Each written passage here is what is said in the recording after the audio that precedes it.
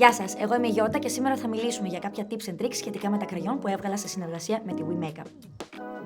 Τα κραγιόν IF είναι διαθέσιμα σε 16 αποχρώσεις από nude μέχρι έντονα κόκκινα. Είναι vegan και έχουν κρεμώδη, ελαφριά και φωτεινή υφή.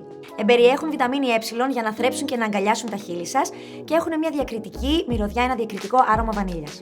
Το κραγιόν έρχεται σε σχήμα σταγόνας που επιτρέπει την άμεση και λίγη εφαρμογή στα χείλη σας και την σταθερή απελευθέρωση χρώματος. Η διάφανη συσκευασία αναδεικνύει το πλούσιο χρώμα και το λαμπερό φινίρισμα του κραγιόν και το bullet κραγιόν είναι χαραγμένο με λέιζερ με το λογότυπο της εταιρείας. Το κραγιόν IF μπορεί να φορεθεί μόνο του, αλλά να συνδυαστεί και με τα Even Lip Pencils. Το κραγιόν IF μπορεί να χρησιμοποιηθεί μόνο του για ένα πλούσιο μακιγιάζ στα χείλη. Για πιο καθαρό περίγραμμα και πιο εύκολη εφαρμογή μπορούμε να συνδυάσουμε και τα Even Lip Pencils. Για πιο απαλή και ελαφριά όψη μπορείτε να ταμπονάρετε το κραγιόν στα χείλη σας για να έχετε αυτό το πιο ανάλαφρο αποτέλεσμα. Για πιο έντονο αποτέλεσμα απλώστε το κραγιόν πιο πλούσια σε όλη την επιφάνεια των χειλιών σας.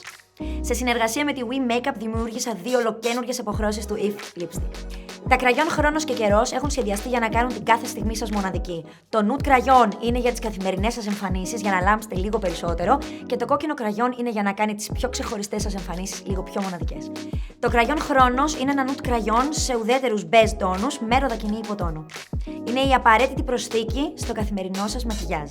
Θα σας προσθέσει μια απαλή και κομψή πινελιά για την καθημερινότητά σας αλλά και για τις μοναδικές στιγμές σας. Το κραγιόν καιρός είναι ένα φωτεινό κόκκινο με ζεστή και πορτοκαλί βάση για τα πιο έντονα και εκπληκτικά χείλη.